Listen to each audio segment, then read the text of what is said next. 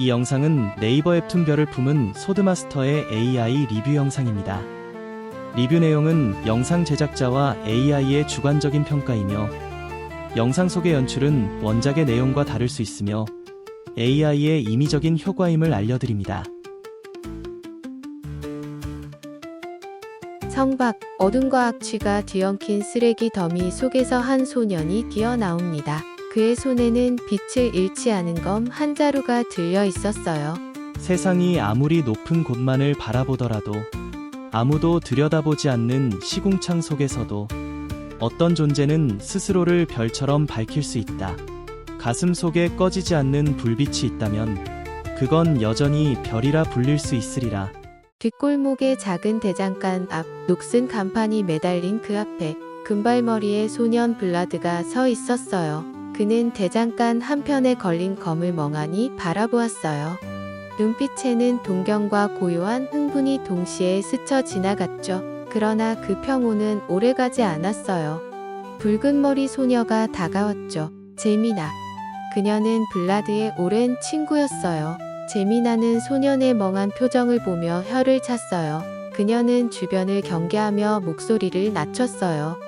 소문은 빠르기 때문이죠. 마른 하늘의 벼락을 맞은 소년, 그것도 검은 벼락.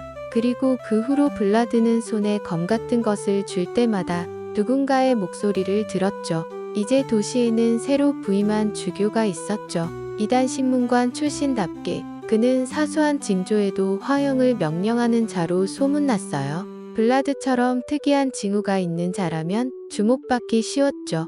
제미나는 그가 눈에 띄지 않길 바랬죠. 그저 그가 뒷골목에 조용히 틀어박혀 있기 원했어요. 하지만 블라드는 검 하나 본다고 교회에 끌려가지는 않을 거라며 제미나의 충고에 시큰둥했죠. 제미나는 계속 검을 바라보는 블라드가 답답하다며 검을 사버리라고 하죠. 하지만 블라드는 그 검의 값이 5골드라며 고개를 저었죠. 이 뒷골목에서 5골드는 1년을 먹고 살 수 있는 큰돈이었어요. 쇠붙이 검 하나에 그런 값이라니 제미나는 할 말을 잃었죠. 그러나 블라드의 눈빛은 달랐죠.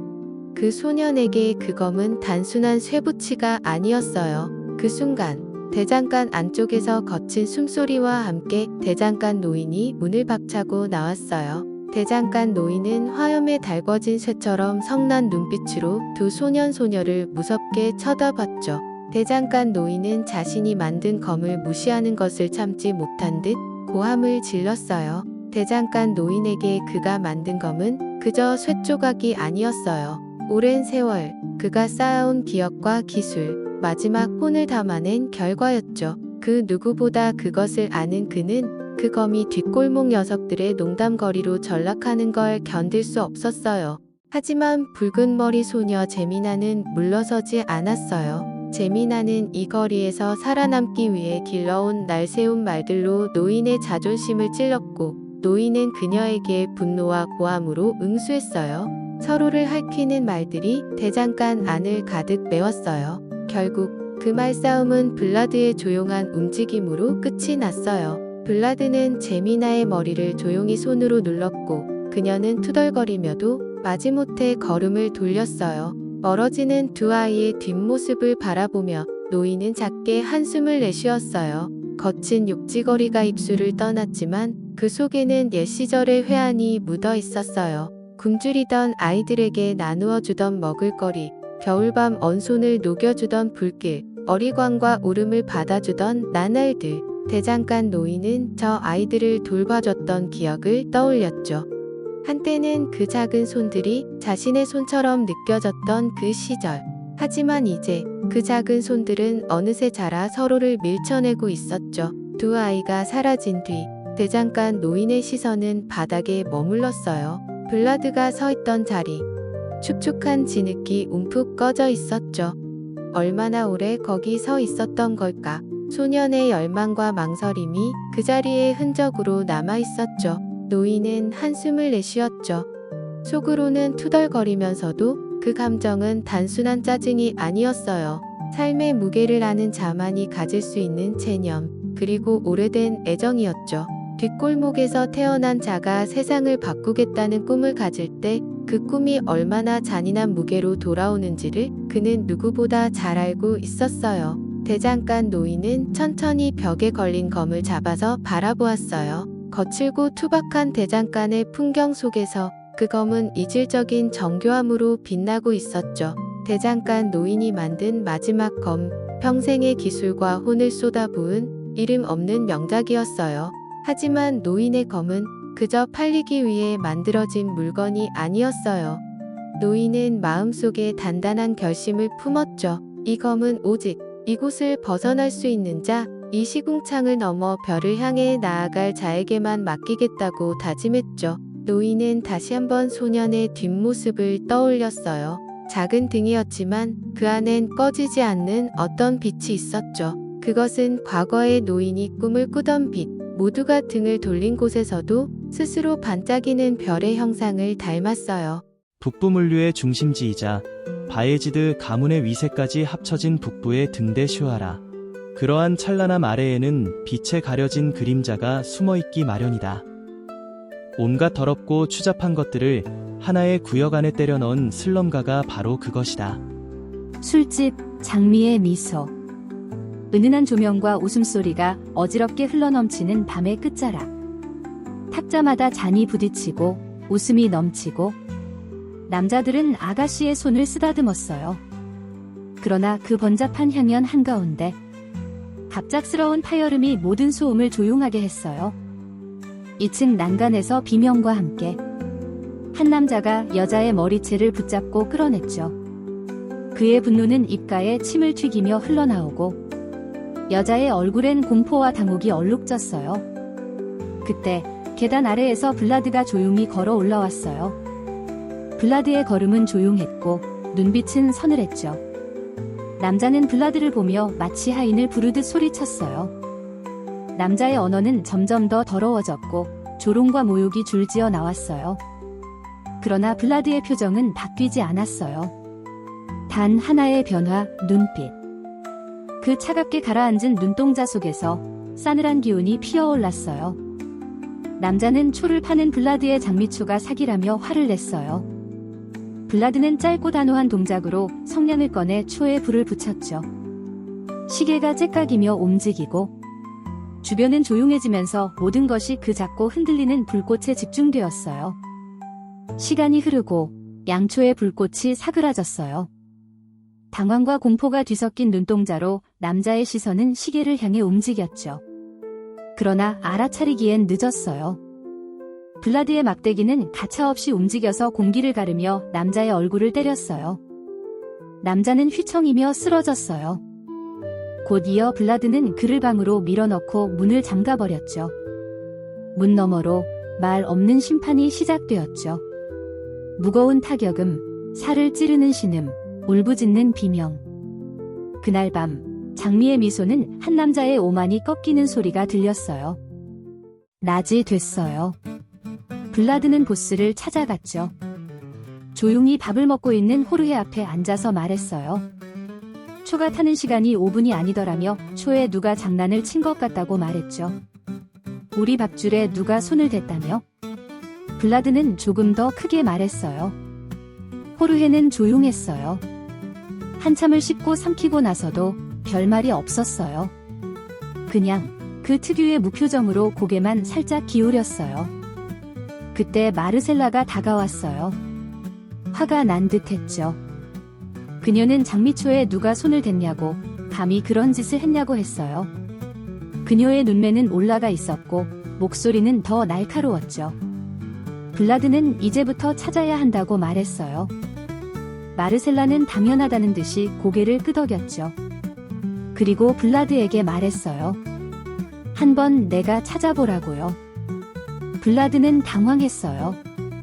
자기가 뭐라고 찾냐고 했어요. 마르셀라는 살짝 입꼬리를 올리면서 말했죠. 사실은 이미 찾았다고요. 블라드는 그게 누구인지 다시 물었어요. 마르셀라는 자기라고 대답하며 미소 지었죠. 자기가 초에 장난쳤다고요. 술 취한 손님들한테 한몫 챙기고 싶어서 그랬다고 했어요.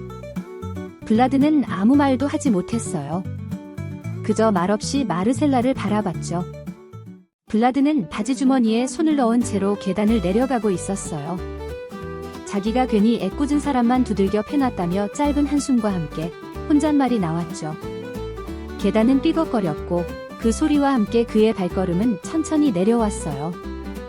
마담이 그랬다는데 직원이 무슨 말을 하겠냐며 어쩔 수 없다는 듯이 말했죠. 그때였어요. 계단 아래쪽에서 누가 말을 걸어왔죠. 버레이였어요. 그는 비웃음을 담아서 블라드에게 인사를 했어요. 그는 어제 한 건 잘했다며 자기 대신 고생 많았다고 했죠. 팁은 좀 챙겼냐며 슬쩍 손을 내밀었어요. 선배들이 오늘 쓸 일이 생겼다면서요? 블라드는 곧장 눈빛을 바꿨어요. 차갑게 딱딱하게 말했죠. 버레이는 기세에 눌려 웃으며 뒷걸음질을 쳤어요. 그러면서 말했어요. 그냥 달라는 게 아니라고요. 주고받자는 거라고요. 블라드는 눈을 좁히고 그를 따라갔어요. 창고에 도착한 버레이가 문을 열었어요. 창고 안에는 누군가가 묶여 있었죠. 소년이었어요. 어색했고 겁에 질려 있었고 익숙한 얼굴이었어요. 버레이는 소매치기라고 설명했어요. 서툴렀고 멍청했고 능력도 없었다고요. 버레이는 40실버면 싸게 주는 거라며 블라드에게 웃어 보였죠. 블라드는 얼굴을 찌푸렸어요. 그리고 조용히 물었어요. 손가락이나 발목은 멀쩡하냐고요? 버레이는 대답했어요. 잘났으면 너를 불렀겠냐고. 적당히 손봐줬다며 엄청 싱싱하다고 말했죠. 블라드는 길게 한숨을 쉬었어요. 그리고는 돈주머니를 버레이 발치에 던졌죠. 버레이는 활짝 웃었어요. 역시라고 했죠. 우리의 자랑스러운 후배라며요. 블라드는 말했어요. 다음부턴 자기를 부르지 말라고. 그냥 죽이라고요. 묶여있던 소년이 몸을 떨었어요. 버레이는 웃으며 대꾸했죠.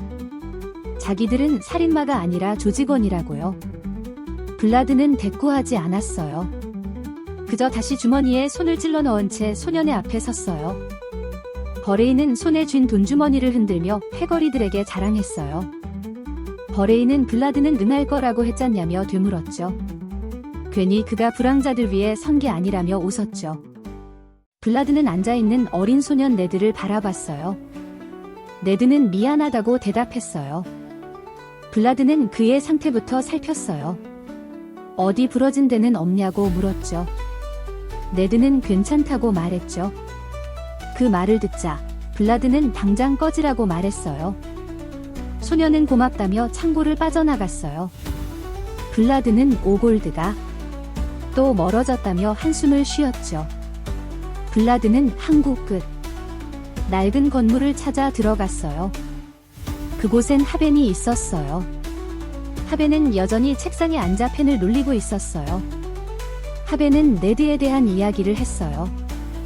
그 꼬맹이는 적어도 그 정도로 끝났으니 운이 좋은 편이었다고 했죠. 하벤은 손을 들어 보였어요. 네 번째 손가락과 새끼손가락이 없었어요. 그건 오래전 일이었죠. 선출된 주교에게는 사람 하나쯤 본보기가 필요했죠. 그 본보기가 바로 하벤이었어요. 하벤은 갑자기 초 얘기를 꺼냈죠. 장미의 미소에서 누가 초 가지고 장난쳤다는 그런 소문이 돌고 있다고 했어요. 블라드는 그게 벌써 퍼졌냐고 물었죠. 사람들이 믿지 않았을 뿐 소문은 이미 돌기 시작했었다고 하벤은 말했어요. 장미초는 마르셀라가 직접 만드는 거였죠. 그 마르셀라가 그럴 사람이라고는 아무도 생각하지 않았어요. 블라드는 호르헤의 표정도 떠올랐어요. 이미 알고 있는 듯한 눈빛이었죠. 그들은 괜한 소란을 만드는 사람들이 아니었어요. 하벤은 잠시 뜸을 들이다 조용히 말했어요. 그럴 사람이 아닌데 했다면 이유가 있는 거라고. 열의 아홉은 그 이유가 돈이라고 했어요. 그것도 아주 급하게 필요한 돈이었죠. 하벤은 블라드에게 조심하라고 했어요. 조직이 급하게 돈을 쓸어 모을 때는 언제나 단 한 가지 이유 때문이라고 했죠. 그것은 바로 타 조직과의 전쟁. 그 말에 블라드는 아무 말도 하지 않았어요. 슈아라의 슬럼가를 지배하고 있는 5의 보스들. 창녀들의 기사, 호르헤, 돼지 도살자, 검은 곰, 도박장애, 바이스, 고래 사냥꾼, 캡틴 후버, 그리고 돈벌레, 외파리 잭. 인생에 깃든 어두운 것들은 그림자에 숨어 소리 없이 다가오는 법이다. 마치 지금처럼 사고는 경고 없이, 파멸은 예고 없이 술집 장미의 미소에 패거리들이 몰려왔다. 그들의 앞에 서 있는 덩치 큰 사내는 장미의 미소 보스 호르헤를 찾았어요. 그가 바로 돈벌레 외파리 잭이었어요.